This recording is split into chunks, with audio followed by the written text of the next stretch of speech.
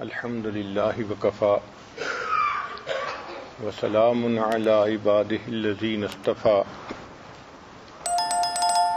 اما بعد اعوذ باللہ من الشیطان الرجیم بسم اللہ الرحمن الرحیم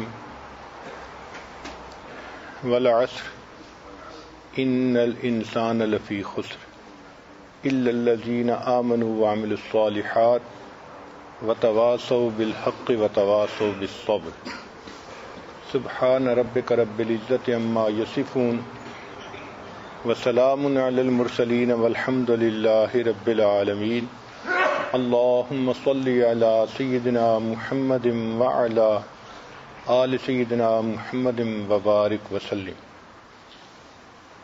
آج کے بیان کا عنوان ہے ٹائم مینجمنٹ، کہ عورت اپنی زندگی میں وقت کو کیسے مینیج کرے۔ ہماری زندگی کا وقت محدود ہے، قیمتی ہے۔ اللہ رب العزت نے قرآن مجید میں زمانے کی قسم کھائی ہے۔ مفسرین نے لکھا اس سے وقت کی قدر و قیمت کا ثبوت ملتا ہے۔ اللہ کے پیارے حبیب صلی اللہ علیہ وسلم نے فرمایا، نعمتان مغبون فیہما کثیر من الناس، دو نعمتیں ایسی ہیں کہ جن میں بہت سے لوگ دھوکہ کھا لیتے ہیں۔ الصحہ والفراغ، ایک صحت اور دوسرا فرصت، یعنی صحت اور فرصت کو مس یوز کرتے ہیں، صحیح یوز نہیں کرتے، اس کی بے قدری کرتے ہیں۔ صحت کے بارے میں تو پہلے بیان ہو چکا، آج وقت اور فرصت کے بارے میں بیان ہے۔ نبی اسلام نے ارشاد فرمایا، 5 چیزوں کی قدر کرو 5 سے پہلے، زندگی کی قدر کرو موت سے پہلے، جوانی کی قدر کرو بڑھاپے سے پہلے، صحت کی قدر کرو بیماری سے پہلے، مال کی قدر کرو غربت سے پہلے، اور فرصت کی قدر کرو مشغولی سے پہلے۔ تو کسی آدمی کو اللہ رب العزت اگر فرصت کا وقت عطا فرمائے تو یہ اللہ تعالیٰ کی نعمتوں میں سے ایک بڑی نعمت ہے۔ یہ تو شرعی دلائل تھے، وقت کی اہمیت کے اوپر عقلی دلائل بھی ہیں۔ پہلی دلیل یہ کہ ہر انسان کے پاس زندگی کا لمیٹڈ ٹائم ہے، اور دوسرا یہ کہ time can not be stored, if it is unused it is lost forever. Time کو سٹور نہیں کیا جا سکتا، اگر اس کو ان یوز گزار دیں گے تو یہ زندگی بھر کے لیے ضائع ہو جائے گا۔ اس لیے ہمیں چاہیے کہ ہم اپنی زندگی کے وقت کو سوچ سمجھ کر گزاریں۔ جس طرح ایک بخیل آدمی پیسے کی کمی کی وجہ سے ایک ایک پیسے کو سوچ کر استعمال کرتا ہے، ہم بھی زندگی کے اوقات کو بہت سوچ سمجھ کر استعمال کریں۔ تاریخ انسانیت میں جتنے لوگ بھی دنیا میں آئے، اگر ان کی زندگیوں پر غور کریں تو ادھوری زندگی نظر آئے گی۔ مثال کے طور پہ بڑے بڑے بادشاہ گزرے، لیکن جب وہ مرے تو لوگوں نے کہا کہ انہوں نے عوام کے لیے بہت کچھ کیا، اور بھی کرنا چاہتے تھے مگر زندگی نے وفا نہ کی، یعنی ادھوری زندگی۔ بڑے بڑے جرنیل آئے، دنیا کو فتح کیا، لوگوں نے مرنے کے بعد کہا کہ انہوں نے اپنی فتوحات کے جھنڈے گاڑ دیے، ان کے ارادے اور بھی کام کرنے کے تھے مگر وقت نے اجازت نہ دی اور یہ دنیا سے چلے گئے، یعنی وہ بھی ادھوری زندگی۔ بڑے بڑے مصنفین آئے، انہوں نے بڑی کتابیں لکھی، مرنے کے بعد حالات زندگی میں لکھا گیا کہ ان کا ارادہ اور عنوانات پہ بھی لکھنے کا تھا مگر وقت نے اجازت نہ دی، یعنی وہ بھی ادھوری زندگی۔ آپ جس بندے کی زندگی کو دیکھیں آپ کو ادھوری نظر آئے گی، نامکمل نظر آئے گی۔ تاریخ انسانیت میں ایک زندگی ایسی ہے جو 100% کامیاب اور 100% مکمل زندگی، اور وہ ہے ہمارے آقا اور سردار حضرت محمد مصطفیٰ احمد مجتبیٰ صلی اللہ علیہ وسلم کی۔ چنانچہ آپ صلی اللہ علیہ وسلم نے حجۃ الوداع کے موقع پہ رات کے اندھیرے میں نہیں، دن کی روشنی میں، جنگل کے ویرانے میں نہیں، 1,25,000 لوگوں کے مجمع میں پوچھا، اے لوگو، میں جس مقصد کو دنیا میں لے کر آیا تھا کیا میں نے اس مقصد کو پورا کر دیا؟ اور لوگوں نے جواب دیا کہ اللہ کے حبیب ادیت الامانہ، آپ نے امانت کو پہنچا دیا۔ اور نبی علیہ السلام نے انگلی اٹھا کر کہا، اے اللہ آپ اس بات کے اوپر گواہ رہیے گا۔ گویا نبی علیہ السلام کی وہ زندگی ہے کہ جو کامل زندگی، یہ نہیں کہ آبجیکٹو اچیو نہیں ہوا، جس مقصد کے لیے آئے تھے اللہ نے اس مقصد کو پورا کروا دیا اور پورا کرنے کی توفیق عطا فرما دی۔ تو تاریخ انسانیت میں کامل اور مکمل زندگی نبی علیہ الصلوۃ والسلام کی ہے۔ آئیے ہم بھی اسی زندگی سے روشنی حاصل کریں کہ ہمیں اپنی زندگی کس طرح سے گزارنی چاہیے۔ اللہ کے حبیب صلی اللہ علیہ وسلم وقت کی بہت قدر فرماتے تھے، چنانچہ آپ صلی اللہ علیہ وسلم نے اپنے ٹائم کو تقسیم کیا ہوا تھا، ڈیلی بیسس پر اور ویکلی بیسس پر۔ ڈیلی بیسس پر 5 نمازوں میں تقسیم کیا تھا، جو کام کرنا ہوتا تھا ایک نماز سے دوسری نماز کے درمیان کیا جاتا تھا، اور ویکلی بیسس پر اس طرح کہ آپ صلی اللہ علیہ وسلم منڈے ٹیوزڈے کا روزہ رکھا کرتے تھے، اور ویڈنسڈے کا دن مدینہ کی عورتوں کے لیے آپ صلی اللہ علیہ وسلم خطبہ فرماتے تھے، بیان فرماتے تھے۔ امہات المومنین کو پڑھانے کے لیے جو خاتون آتی تھیں وہ منڈے کے دن آیا کرتی تھیں۔ تو گویا پورے ویک کی ایک تقسیم تھی جس پر زندگی گزر رہی تھی۔ پھر اللہ کے حبیب صلی اللہ علیہ وسلم اپنے کام میں ایک شیڈول بنا لیتے تھے، دن کا الگ، رات کا الگ۔ آپ صلی اللہ علیہ وسلم کی رات کو دیکھیں تو آپ صلی اللہ علیہ وسلم کی رات 3 حصوں میں تقسیم ہوتی تھی۔ ایک حصہ فیملی ٹائم ہوتا تھا، دوسرا حصہ سونے کے لیے تھا، اور تیسرا حصہ اللہ کی عبادت کے لیے، تہجد کے لیے تھا۔ آپ صلی اللہ علیہ وسلم فجر کے بعد صحابہ کے ساتھ مجلس فرمایا کرتے تھے اور ان کے ساتھ بیٹھ کر حالات پر گفتگو فرماتے تھے۔ پھر آپ صلی اللہ علیہ وسلم دوپہر کو جب کھانا کھاتے تھے تو اس کے بعد تھوڑی دیر کے لیے قیلولہ فرماتے تھے۔ یہ قیلولہ بھی انسانی زندگی کے کاموں کے تکمیل میں بہت فائدہ مند ہے۔ آپ صلی اللہ علیہ وسلم نے دن کے وقت کو 3 حصوں میں تقسیم کیا تھا۔ ایک میں آپ صحابہ کی اسپرچول ڈیولپمنٹ، ان کو دین سکھاتے تھے، ان کو روحانی طور پہ ترقی دیتے تھے۔ دوسرا گھر والوں کے ساتھ بھی کچھ وقت گزرتا تھا فیملی افیئرز میں، اور تیسرا آنے والے جو لوگ ہوتے تھے ان کے ساتھ وقت گزرتا تھا، ان کو دین سکھانا، سوشل افیئرز میں وقت گزرتا تھا۔ چنانچہ آپ صلی اللہ علیہ وسلم کی زندگی میں نماز مرکز تھی اور باقی ایکٹیویٹیز نماز کے ارد گرد ہوتی تھیں۔ آپ صلی اللہ علیہ وسلم جس طرح دن کے اور ہفتے کے ایونٹس کو پلان فرماتے تھے، اس طرح سالانہ ایونٹس کو بھی پلان فرماتے تھے۔ چنانچہ حج کے موقع پہ آپ صلی اللہ علیہ وسلم نے حضرت ابوبکر صدیق عنہ کو امیر بنا کر بھیجا، اور دوسرے سال آپ صلی اللہ علیہ وسلم خود تشریف لے گئے۔ کئی صحابہ کو دین سکھانے کے لیے اللہ کے حبیب صلی اللہ علیہ وسلم نے بھیجا، جیسے معاذ ابن جبل عنہ کو یمن کی طرف معلم بنا کر بھیجا۔ آپ صلی اللہ علیہ وسلم صحابہ کو وعظ و نصیحت بھی فرماتے تھے، وعظم بلیغا، بہت پر اثر وعظ فرماتے تھے، مگر عجیب شان ہے کہ یہ وقت کے حساب سے بہت مختصر وعظ ہوتے تھے۔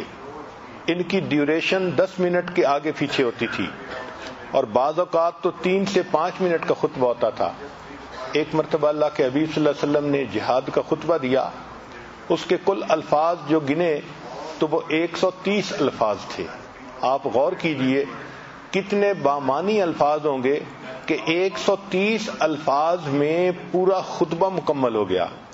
آج ہم بیان شروع کرتے ہیں تو 130 الفاظ میں تو تمہید ہی پوری نہیں ہوتی، ہم اپنے ٹاپک پہ ہی نہیں پہنچتے۔ اللہ کے حبیب صلی اللہ علیہ وسلم نے وقت کی اتنی قدر کی کہ ایک ایک لفظ جو آپ کی زبان فیض ترجمان سے نکلتا تھا وہ پر اثر اور بامانی ہوا کرتا تھا۔ پھر آپ صلی اللہ علیہ وسلم لوگوں سے ملاقات کے لیے وقت کی اپوائنٹمنٹ بھی فرماتے تھے. چنانچہ کبھی قریش مکہ ملنے کے لیے آتے تھے تو آپ صلی اللہ علیہ وسلم ان کو ٹائم دیتے تھے. چنانچہ عبداللہ ابن ام مکتوم رضی اللہ عنہ کا واقعہ یہی ہے کہ اللہ کے حبیب صلی اللہ علیہ وسلم گفتگو میں مصروف تھے اور اس وقت پر کوئی اور بندہ آ گیا سوال پوچھنے والا, آپ نے ان کو انتظار کے لیے کہہ دیا. اس کا مطلب یہ کہ وقت کی اپنی ایک قدر تھی اور اپوائنٹمنٹ ہوتی تھی. نبی علیہ الصلوۃ والسلام زیادہ وقت کو دن کے شروع میں کیا کرتے تھے. چنانچہ نبی علیہ السلام نے دعا مانگی, اللہم بارک لامتی فی بکورہا, اے اللہ میری امت کے لیے دن کے ابتدائی حصے میں برکت ڈال دیجئے. چنانچہ عام زندگی کی دستور یہی ہونا چاہیے کہ انسان رات کو آرام کرے اور فجر کے بعد اپنا کام کرے. ایک مرتبہ سیدہ فاطمہ الزہرا رضی اللہ عنہا فجر کے بعد آرام کر رہی تھیں تو اللہ کے حبیب صلی اللہ علیہ وسلم نے فرمایا کہ فاطمہ فجر کے بعد تم جاگا کرو, اللہ تعالیٰ اس وقت رزق تقسیم فرماتے ہیں. چنانچہ آپ صلی اللہ علیہ وسلم کی نبوت کی زندگی 23 سال تھی. اس 23 سال کی زندگی میں اللہ کے حبیب صلی اللہ علیہ وسلم نے دین اسلام کا انقلاب برپا کر دکھایا. تاریخ انسانیت میں اتنے تھوڑے وقت میں اور اتنے تھوڑے وسائل کے ساتھ اتنا بڑا انقلاب پیدا کر دینا, یہ ہمارے اللہ کے حبیب صلی اللہ علیہ وسلم ہی کی شان تھی. کوئی اور ایسا ملک نہیں, قوم نہیں جس میں اتنے تھوڑے وسائل سے اتنے تھوڑے وقت میں اتنا بڑا انقلاب آ گیا ہو. چنانچہ یہ وہ کامیاب زندگی تھی کہ جس سے ہمیں روشنی لینی چاہیے اور اپنی زندگی کو گزارنا چاہیے. ہمارے اکابرین نے نبی علیہ الصلوۃ والسلام کی مبارک زندگی سے وقت کی قدر کو پہچانا. چنانچہ ہم اپنے اسلاف کی زندگی کو دیکھتے ہیں تو یوں لگتا ہے کہ وہ ایک ایک لمحے کی قدر کرتے تھے. فرماتے تھے جو دم غافل سو دم کافر, جو لمحہ غفلت میں گزر گیا گویا وہ لمحہ کفر کی حالت میں گزر گیا. وہ جانتے تھے کہ ہمارا یہ جسم ادھار کا مال ہے اور ادھار کے مال سے کم وقت میں زیادہ کام نکالا جاتا ہے. امام شافعی رحمۃ اللہ فرماتے تھے مجھے صوفیاء کی 2 باتوں سے بہت فائدہ ہوا. پہلی بات کہ وقت ایک تلوار ہے, اگر تم اسے نہیں کاٹو گے تو وہ تمہیں کاٹ کے رکھ دے گی. اور دوسری بات کہ اے دوست تو اپنے نفس کو پالنے میں لگا ہوا ہے اور تمہارا نفس تمہیں جہنم میں دھکا دینے میں لگا ہوا ہے. ایک بزرگ فرماتے تھے کہ میں نے ایک برف بیچنے والے سے زندگی کی اہمیت کو پہچانا. کسی نے پوچھا کیسے؟ فرمایا میں بازار سے گزر رہا تھا, ایک بندہ برف بیچنے والا تھا, مگر اس وقت کوئی خریدار نہیں تھا اور برف پگھلتی جا رہی تھی. تو وہ مالک پریشان تھا کہ میری برف پگھلتی جا رہی ہے, خریدنے والا کوئی نہیں. تو اس پریشانی میں وہ آواز لگا رہا تھا, لوگوں رحم کرو اس شخص پر جس کا سرمایہ پگھل رہا ہے, لوگوں رحم کرو اس شخص پر جس کا سرمایہ پگھل رہا ہے. تو وہ فرمانے لگے کہ مجھے زندگی کی قدر و قیمت کا احساس ہو گیا کہ ہماری زندگی بھی تو برف کی مانند ہر وقت پگھل رہی ہے. ہو رہی ہے عمر مثل برف کم, رفتہ رفتہ چپ کے دم بدم. تو ہمیں بھی اپنی زندگی کے ایک ایک لمحے کی قدر کرنی چاہیے. عجیب بات ہے کہ وقت قیمتی ہے مگر اس کو ضائع کرنے میں کوئی قیمت نہیں لگتی. انسان جب فوت ہو جائے گا تو پھر ایک مرتبہ سبحان اللہ کہنے کے ثواب کو ترسے گا. آج ہم زندگی میں ہزاروں مرتبہ سبحان اللہ کہہ سکتے ہیں. حضرت خواجہ محمد معصوم رحمۃ اللہ علیہ فرماتے تھے یہ وقت کار ہے, طالب علم کمرہ امتحان میں ہے. جس طرح طالب علم کمرہ امتحان میں چلا جائے تو وہ وہاں وقت کو ضائع نہیں کرتا, 1 منٹ بھی ضائع نہیں کرتا. اس کو پتہ ہے کہ میرا وقت بہت قیمتی ہے. یہ دنیا کمرہ امتحان ہے اور ہم طالب علم کی مانند ہیں, ہمیں اپنے اس وقت کی قدر کرنی چاہیے.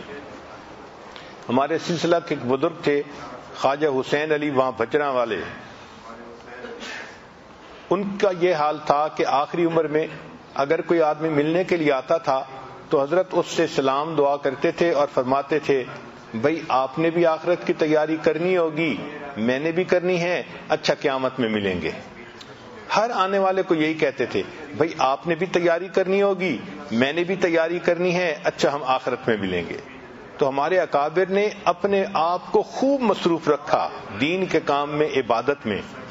مولانا یحییٰ رحمۃ اللہ علیہ کو ایک مرتبہ خیال آیا کہ میں سردی کے موسم میں دھوپ میں بیٹھ کے کبھی گنا چوسوں گا۔ چنانچہ اس خیال کو پورا کرنے میں ان کو 20 سال لگ گئے۔ 20 سال میں فرصت ہی نہ ملی کہ وہ بیٹھ کے گنا چوس سکیں، اتنی مصروف زندگی تھی۔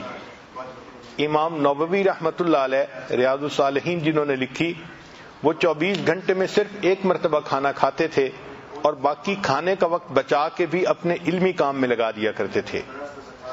علامہ آلوسی رحمۃ اللہ علیہ ایک دن میں 13 سے لے کے 24 اسباق روزانہ پڑھایا کرتے تھے۔ فضیل بن عیاض رحمۃ اللہ علیہ اپنی ہفتے کی گفتگو کا حساب کیا کرتے تھے۔ اللہ کی شان، ہم تو ہفتے کی گفتگو لکھنے پہ آئیں تو کئی رجسٹر ہی بھر جائیں، مگر وہ اتنا کم بولتے تھے کہ ہفتے میں جو پوری گفتگو ہوتی تھی اس کو بیٹھ کے انالائز کرتے تھے کہ کون سی بات میں نے فالتو کہی اور با مقصد کہی۔ ابو بکر ابن خیاط نحوی سمرقندی رحمت اللہ علیہ، وہ اگر گھر سے مدرسے جاتے تھے تو راستے میں بھی اپنی کتاب پڑھتے ہوئے چلتے تھے۔ چنانچہ راستے میں چلتے چلتے ایک مرتبہ کنواں آ گیا اور ان کو پتہ نہ چلا تو کنویں میں گر کر ان کی وفات ہو گئی۔ ابن سخون مالکی رحمت اللہ علیہ ایک محدث تھے، وہ ساری رات حدیث لکھتے تھے اور ان کی باندی ام مدام ان کے منہ میں لقمے ڈالتی تھی۔ عبید بن یعیش رحمت اللہ علیہ محدث تھے، 30 سال تک ان کا یہ معمول رہا کہ وہ اپنے حدیث لکھنے کا کام کرتے رہتے تھے اور ان کی بہن ان کے لیے کھانا پکا کے لاتی تھی اور ان کے منہ میں لقمے ڈالتی جاتی تھی۔ وہ کھانے میں بھی اپنے وقت کو صرف کرنا پسند نہیں کرتے تھے۔ امام ابو یوسف رحمت اللہ علیہ ساری زندگی دین کا کام کرتے رہے۔ جب آخری وقت آیا تو شاگرد جمع تھے تو حضرت نے ان سے ایک فقہی مسئلہ پوچھا شیطان کو کنکریاں مارنے کے بارے میں کہ رمی جمار راکبن افضل ہے ماشین افضل ہے؟ شاگردوں نے جواب دیا، کسی نے کہا راکبن افضل ہے، فرمایا نہیں، کسی نے کہا ماشین افضل ہے، فرمایا نہیں۔ ان کا حضرت آپ بتا دیں۔ آپ نے فرمایا کہ جس جمرہ کے بعد دعا نہیں مانگی جاتی تو وہ ماشین افضل یعنی وہ راکبن افضل ہے، اور جہاں دعا مانگی جاتی ہے وہ ماشین افضل ہے۔ جب مسئلہ بتا دیا تو طلباء نے کہا کہ حضرت نماز کا وقت ہے، ہم مسجد میں چلتے ہیں۔ فرمایا بہت اچھا، آپ لوگ جاؤ۔ طلباء کہتے ہیں کہ ہم ابھی دروازے تک نہیں پہنچے تھے، ہمیں پیچھے اونچا کلمہ پڑھنے کی آواز آئی، ہم نے لوٹ کے دیکھا تو حضرت کی وفات ہو چکی تھی۔ وَاعْبُدْ رَبَّكَ حَتَّى يَأْتِيَكَ الْيَقِينُ، اللہ کی عبادت کیجئے حتیٰ کہ آپ کو موت آ جائے۔ تو اپنے موت کے آخری لمحے تک وہ دین کا کام کرتے رہتے تھے۔ ابو زرع رحمت اللہ علیہ ایک محدث تھے، موت کے وقت میں طلباء نے حدیث سنانی شروع کی تو حضرت نے خود پڑھنی شروع کر دی اور فرمایا من کان آخر کلامہ لا الہ الا اللہ، یہاں تک پڑھا اور ان کی وفات ہو گئی۔ حماد بن اسلمہ ایک محدث تھے، ہر وقت حدیث پاک کی تعلیم میں مشغول رہتے تھے، ان کی وفات نماز کی حالت میں ہوئی۔ تو جو لوگ دین کے کام میں مصروف رہتے ہیں پھر اللہ رب العزت ان کے لیے دین کے کاموں کو اس طرح آسان فرما دیتے ہیں کہ وہ موت تک اس دین کے کام میں لگے رہتے ہیں۔ چنانچہ ہم اپنی زندگی کے کام کو کیسے بہتر گزاریں، وقت کو کیسے بہتر گزاریں، اس کے لیے چند پوائنٹ ہیں جو ہر ایک کے لیے کارآمد ہو سکتے ہیں۔ پہلی بات کہ اپنی نیند رات کے وقت میں پوری کر لیا کریں، پھر تہجد میں اٹھا کریں اور تہجد سے اپنے دن کی ابتدا کیا کریں۔ تہجد میں اللہ رب العزت کی طرف سے عنایات ہوتی ہیں۔ حدیث پاک میں آتا ہے کہ رات کے آخری پہر میں ایک فرشتہ اعلان کرتا ہے هل من سائل فأعطي له، ہے کوئی سوال کرنے والا کہ جس کو عطا کیا جائے، ہے کوئی مغفرت کا چاہنے والا کہ جس کی مغفرت کی جائے۔ تو جب اللہ رب العزت کی طرف سے اعلان ہو رہا ہے، ہمیں چاہیے کہ ہم اس وقت جھولیاں پھیلایا کریں اور اللہ سے مانگا کریں۔ اس وقت مزدور کو مزدوری ملتی ہے، سائل کو اللہ کی طرف سے اس وقت نعمتیں ملتی ہیں، تو ہم اس وقت کو زندگی کا سب سے قیمتی وقت سمجھیں۔ چنانچہ ہمارے دن کی ابتدا تہجد سے ہونی چاہیے، اس وقت کو کبھی مس نہ کریں۔ کوشش یہی ہو کہ ہر رات میں تہجد کی توفیق نصیب ہو جائے، جتنے بھی تھکے ہوئے ہوں تہجد میں اللہ کے سامنے جھولیاں پھیلا کر بیٹھیں تاکہ ہمیں اللہ کی طرف سے روزینہ نصیب ہو جائے۔ پھر فجر کی نماز پڑھیں اور فجر کے بعد اپنے اسباق پورے کریں، اشراق پڑھیں اور اشراق کے بعد اپنے دفتر اور بزنس کے کاموں کی ابتدا کریں۔ حدیث پاک میں نبی اللہ تعالیٰ فرماتے ہیں، اے میرے بندے، دن کے شروع میں تو 4 رکعت پڑھ لیا کر، میں سارا دن تیرے کاموں میں تیری مدد کروں گا، تیری کفایت کروں گا۔ ذرا غور کیجئے کہ ہمارے سارے دن کے کاموں میں اللہ کی مدد شامل ہو جائے تو ہمیں اور کیا چاہیے؟ اور یہ نعمت مل جاتی ہے اشراق کے 4 نفل پڑھنے پر۔ اور اشراق کی نماز ہوتی ہے جب سورج طلوع ہوتا ہے، تقریباً 20 منٹ کے بعد انسان 4 رکعت پڑھ سکتا ہے۔ تو دن کے شروع میں یہ 4 رکعت پڑھ لیا کریں تاکہ ہمارے دن کے ہر کام میں اللہ کی مدد ہو۔ عورت ہمیشہ یہ چاہتی ہے کہ جی میرے کام میں میرا تعاون کرنے والا کوئی نہیں، میں اکیلی ہوں، میں گھر میں ایک ہی ہوں۔ بھائی آپ اللہ کو اپنا تعاون کرنے والا بنا لیجئے، دن میں اشراق کی نماز پڑھنے پہ اللہ تعالیٰ آپ کے کاموں میں آپ کے کفیل بن جائیں گے، آپ کی کفایت کریں گے۔ پھر دوسری بات یہ کہ ہم جو کام بھی کرنے لگیں تو اس کا جو اینڈ ریزلٹ ہے اس کو ہمیشہ ذہن میں رکھیں کہ ہم نے کس چیز کو اچیو کرنا ہے تاکہ ہم اس کام کو مکمل کر سکیں۔ ایک تیسرا پوائنٹ کہ جو اچھی عورتیں ہوتی ہیں وہ اپنے کام کو پریورٹائز کرتی ہیں، یعنی اس میں جو پریورٹی ہے وہ دیتی ہیں، اہم کام کون سا ہے، کس کو پہلے کرنا ہے۔ اگر ہم اہم کام کو پہلے کرنے کی بجائے بس اپنی ترتیب سے ہی ہر کام کرتے رہیں گے تو ہم کم وقت کم کام کر پائیں گے۔ چنانچہ ایک ٹیچر تھی، اس نے اپنے شاگردوں کو پرائورٹی کے اوپر ایک اچھی مثال سے بات سمجھائی۔ اس نے ایک بالٹی لی اور اس بالٹی کے اندر اس نے اینٹیں رکھ دی اور بالٹی بھر دی۔ پھر اس نے طلباء سے پوچھا کہ بتائیں اس بالٹی میں کوئی اور چیز آ سکتی ہے؟ ان کا نہیں، یہ تو ساری بالٹی اینٹوں سے بھر گئی۔ اب اس نے چھوٹے چھوٹے کنکر لیے اور جو اینٹوں کے درمیان جگہ تھی اس میں کنکر ڈال دیے۔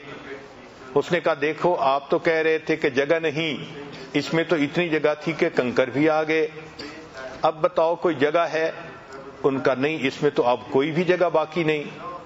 اس نے مٹی اور ریت اٹھائی اور ان کنکر کے درمیان جو چھوٹی چھوٹی جگہ تھی اس میں ریت ہی بھر دی اور کہا کہ دیکھو آپ تو کہتے تھے کہ کوئی جگہ نہیں، اس میں اتنی ساری ریت بھی آ گئی اسی بالٹی میں۔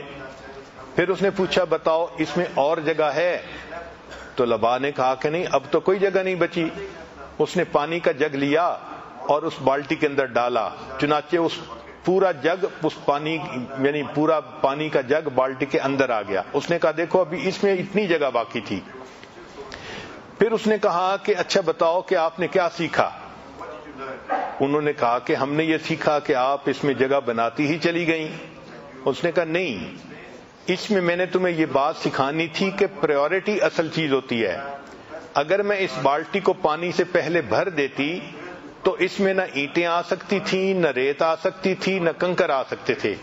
میں نے پہلے اینٹیں ڈالیں، پھر اس کے بعد کنکر ڈالے، پھر اس کے بعد ریت ڈالی، پھر پانی ڈالا تو یہ ساری چیزیں آ گئیں۔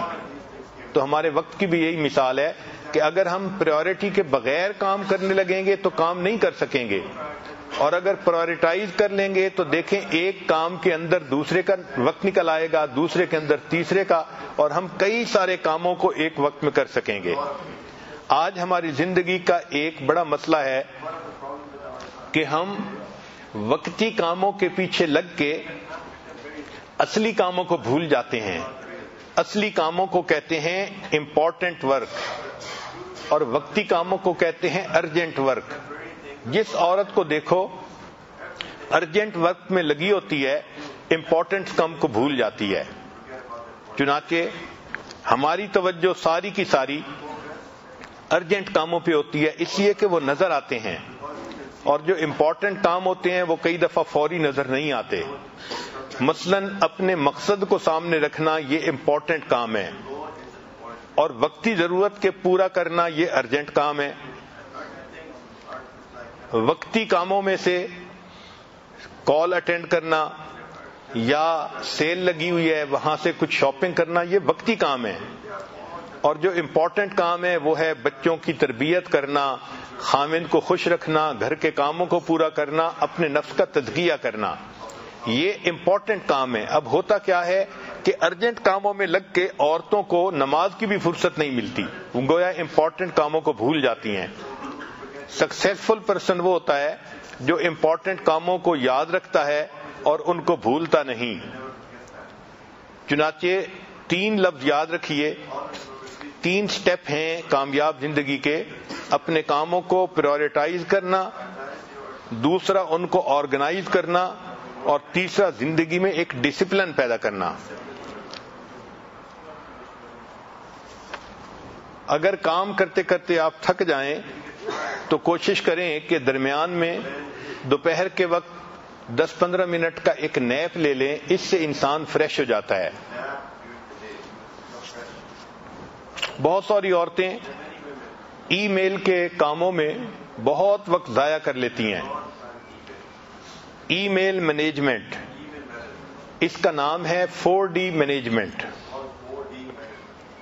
یعنی ای میل کے کام کو اچھی طرح کرنے کے لیے آپ 4D مینجمنٹ ٹیکنیک استعمال کریں. یہ 4D مینجمنٹ ٹیکنیک کیا ہے؟ سب سے پہلا پوائنٹ، ڈیلیٹ دی ربش. بہت ساری ای میل ربش آتی ہیں، آپ ان کو ڈیلیٹ کر دیں، یہ پہلا پوائنٹ. اور دوسرا، ڈو دی ارجنٹ. جو ارجنٹ ای میل ہے اس کا فوری جواب دے دیں. اور تیسرا، کچھ ایسی ای میل ہوتی ہیں جس کا جواب دوسرے بھی دے سکتے ہیں، تو ڈیلیگیٹ ادرز، ان کا جواب دوسروں کے ذمہ لگا دیں. اور چوتھا ہے ڈیفر. ان جو لمبی باتیں ہیں اور ٹائم ٹیکنگ ہیں ان کو آپ ڈیفر کر سکتے ہیں کہ فرصت کے وقت میں اس کا جواب دوں گی. تو delete rubbish, do the urgent, delegate to others اور ڈیفر دی ٹائم ٹیکنگ. اگر یہ 4 اصول یاد رکھیں گی تو جتنا ای میل کا وقت ہے آپ کا وہ بہت ایفیکٹو گزر جائے گا. لمبے کاموں کو چھوٹے حصوں میں تقسیم کریں اور چھوٹے چھوٹے حصوں میں تقسیم کر کے اس کام کو کرنے کی کوشش کریں.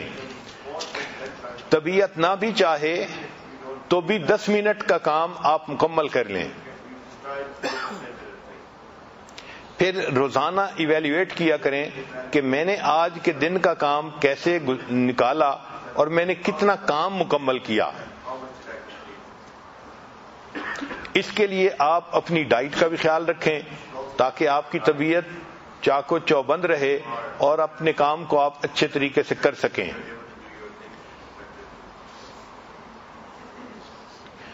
اپنے آپ سے چند کوشچن پوچھیں. پہلا کوشچن، کیا میں اپنے کاموں کی پریورٹی فکس کرتی ہوں؟ دوسرا کوشچن، کیا میں ہر کام لاسٹ منٹ پہ کرتی ہوں؟ اور تیسرا کام، کیا میں روزانہ کے کام کے لیے کوئی شیڈولنگ یا پلاننگ کرتی ہوں یا نہیں کرتی؟ ان 3 سوالوں سے آپ کو پتہ چل جائے گا کہ آپ اپنے وقت کو کتنا اچھا یوٹیلائز کر رہی ہیں یا نہیں کر رہی.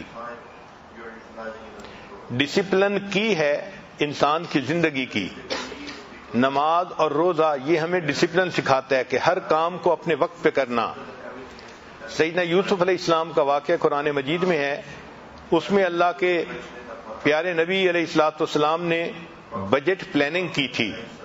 چنانچہ انہوں نے 7 سال میں جو کراپ تھی اس کو سیکیور کیا تھا، سیو کیا تھا، اور آنے والے جو قحط کے 7 سال تھے اس میں اس کو بجٹائز کر کے لوگوں میں تقسیم کیا تھا، اور اللہ نے اس بات پر ان کو تخت و تاج عطا فرما دیا تھا۔ تو ہم بھی اپنی زندگی میں ایک پلاننگ رکھیں، جو رقم خرچ کرنی ہے اس کی بھی، اور جو دوسرے کام ہیں ان کی بھی۔ نبی علیہ السلام نے ارشاد فرمایا، من حسن الاسلام المرء ترکہ ما لا یعنیہ، انسان کے اسلام کے حسن میں سے یہ ہے کہ وہ لغو کاموں کو چھوڑ دیتا ہے۔ تو فضول کاموں میں آپ اپنا وقت بالکل ضائع نہ کریں۔ چنانچہ انٹرنیٹ اور فیس بک اور یوٹیوب اور ٹویٹر، سیل فون اور ٹی وی اور ویڈیو گیمز، ان میں اپنے وقت کو 1 منٹ کو بھی ضائع نہ کریں۔ زندگی کا وقت قیمتی ہے، وہ ہمیں ضائع کرنے کے لیے نہیں دیا گیا۔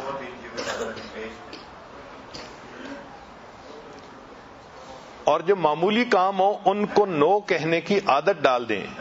یہ نہ ہو کہ معمولی کاموں میں لگ کے آپ مقصد کو بھول جائیں۔ You will never find time for everything. If you want, you should have to seek your time. ہمیں اپنا وقت نکالنا پڑے گا اچھے کاموں کے لیے۔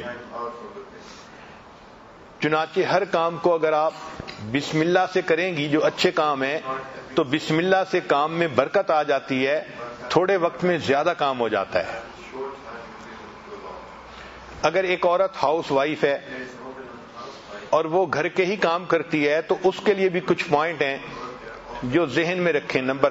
پہلا نمبر کہ وہ ملٹی ٹاسکنگ کی عادت ڈالے۔ ملٹی ٹاسکنگ کہتے ہیں ایک وقت میں کئی کام کرنے۔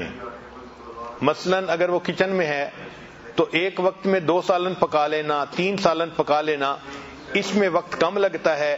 ایک کے بعد دوسرے کو پکائیں تو وقت بہت زیادہ لگتا ہے۔ اسی طرح کھانا پکانے کے دوران سورہ یاسین پڑھ لینا، قرآن پاک کی تلاوت کر لینا، یہ بھی ملٹی ٹاسکنگ ہے۔ کار میں بیٹھے ہوئے اگر بچوں کو لینے کے لیے اسکول جا رہی ہیں تو اس وقت جاتے ہوئے درود شریف پڑھنا اور واپس آتے ہوئے استغفار پڑھنا، یہ بھی ملٹی ٹاسکنگ ہے۔ یعنی ایک وقت میں آپ 2 کام کر رہی ہیں، اور اس طرح آپ اپنے وقت کو زیادہ ایفیکٹو بنا رہی ہیں۔ دوسرا پوائنٹ کہ کچن کے کاموں میں اور دوسرے کاموں میں بچوں کی ہیلپ ضرور لیا کریں۔ اگر بچوں کو سکھا دیا جائے کہ کون سا کام کیسے کرنا ہے تو پھر بچے اس کام کو بڑا آرام سے کرتے رہتے ہیں۔ مثال کے طور پہ اگر 4 سال کی بچی ہے، اس کو اگر سبزی کاٹنے کا سکھا دیا جائے تو بڑے آرام سے وہ سبزی کاٹتی رہتی ہے۔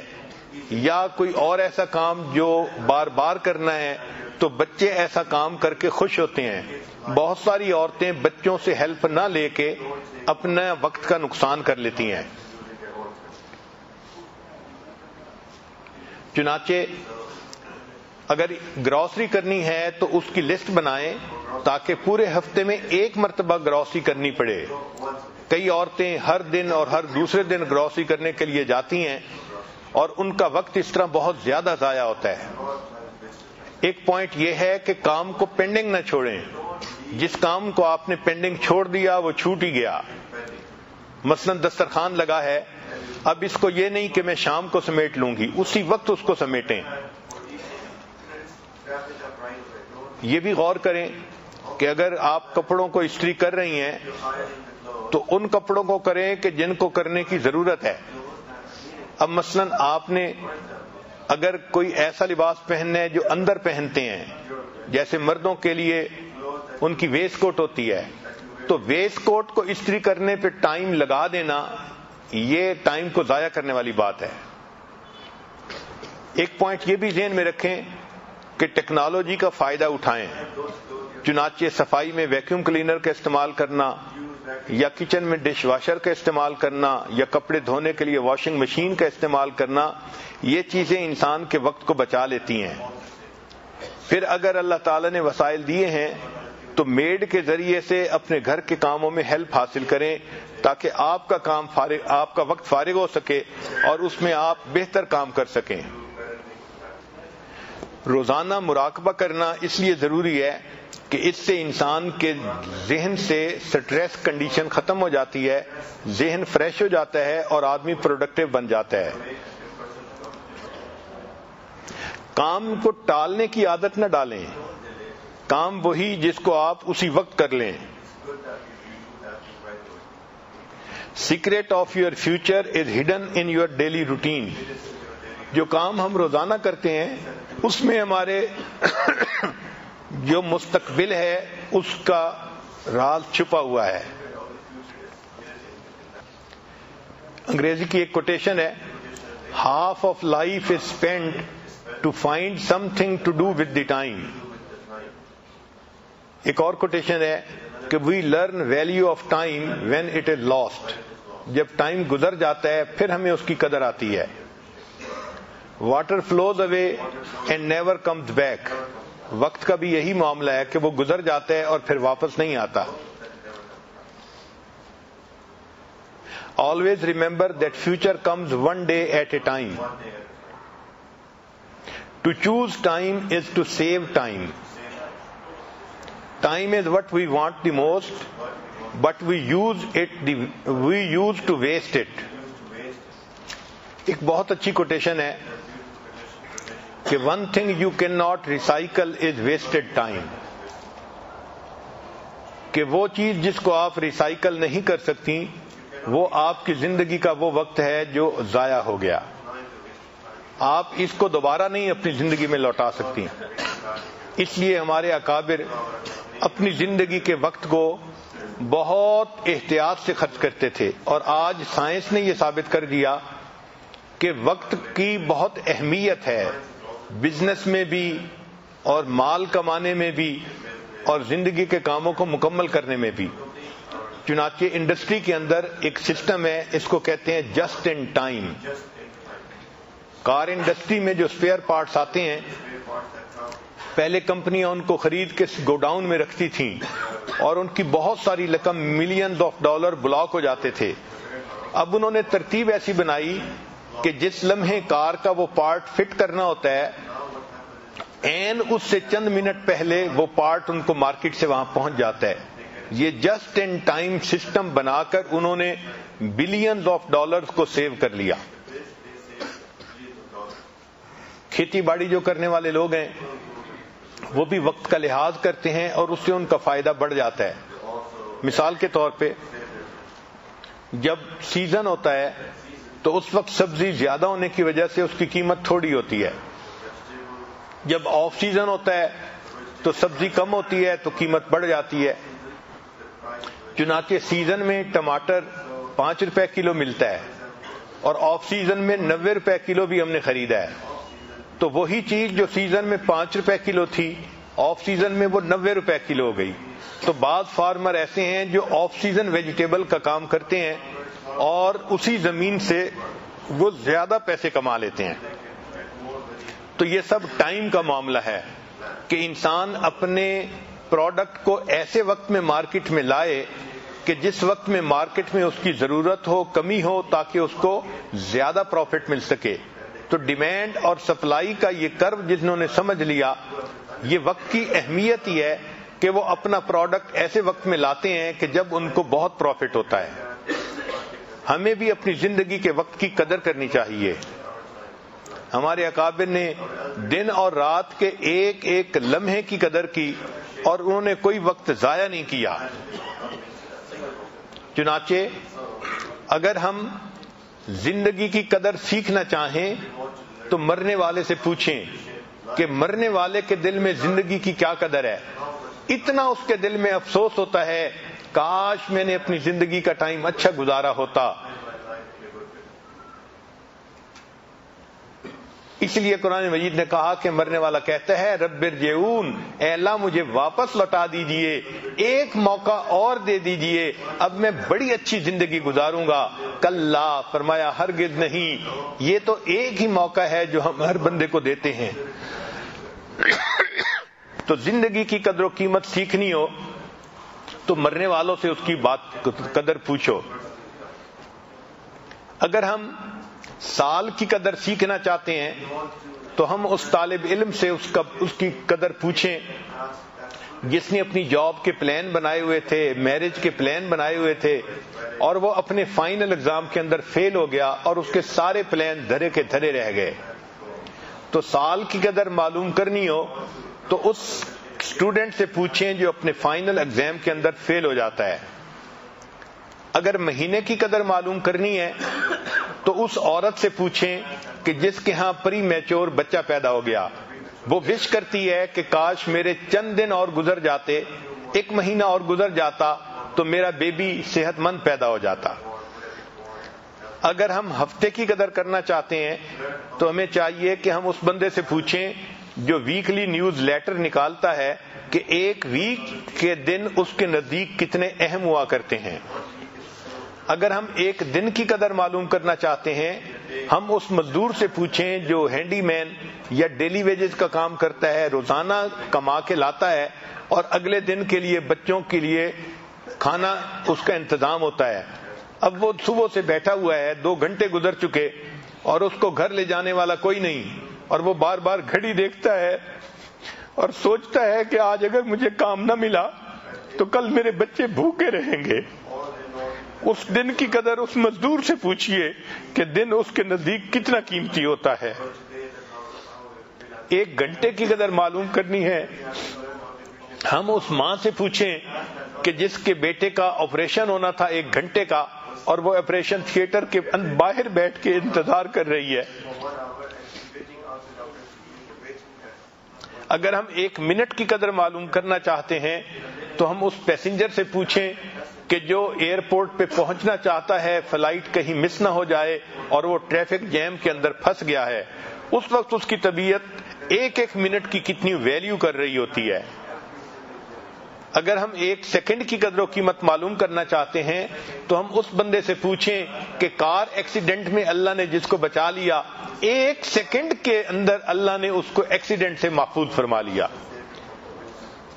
اگر ہم ملی سیکنڈ کی قدر معلوم کرنا چاہتے ہیں، سیکنڈ کا 1000واں حصہ، تو اولمپک کے جو کھلاڑی ہیں جو بھاگنے کے جو ہے وہ پرائز ون کرتے ہیں، وہ جب بھاگتے ہیں تو جو فرسٹ آتا ہے وہ دوسرے سے ملی سیکنڈ کا ڈیفرنس ہوتا ہے، تو ملی سیکنڈ کے ڈیفرنس سے ان کو میڈل مل جاتا ہے. اگر ہماری زندگی کا وقت اتنا قیمتی ہے کہ 1 سیکنڈ کا 1000واں حصہ بھی اتنا قیمتی، تو ہم تو اپنی زندگی کے دنوں کو اور اپنی زندگی کے مہینوں اور سالوں کو ضائع کر بیٹھتے ہیں. چنانچہ اگر کوئی اللہ کا ولی بتائے کسی عورت کو کہ تمہاری زندگی کے 10 سال کم کر دیے گئے، اس کو کتنا افسوس ہوگا، اوہو میری زندگی کے 10 قیمتی سال کم کر دیے گئے. وہ بیچاری افسوس سے پریشان ہو رہی ہوگی، اور وہی عورت فارغ رہ کر اور لمبا سو کر اپنی زندگی کے 20 سال گزار دیتی ہے، ویسٹ کر دیتی ہے، اور اس کو اس کا احساس نہیں ہوتا کہ میں نے زندگی کے 20 سال گزار دیے. چنانچہ ہمیں چاہیے کہ ہم وقت کی قدر کریں. آج ہم چاہیں تو اپنے رب کو منا سکتے ہیں، اس سے زیادہ اور وقت کی قدر کیا ہو سکتی ہے کہ ہم نے پوری زندگی میں جو بھی گناہ کیے ہیں، ہم اگر 1 لمحے میں توبہ کر لیں، ہمارے سارے گناہ معاف بھی ہو سکتے ہیں، ہمارے سارے گناہ نیکیوں میں بھی تبدیل ہو سکتے ہیں. اس سے بڑی وقت کی اور قدر و قیمت کیا ہو سکتی ہے. اللہ تعالی ہمیں اپنے وقت کو صحیح قدردانی کے ساتھ گزارنے کی توفیق عطا فرمائے. وآخر دعوانا ان الحمد للہ رب العالمین.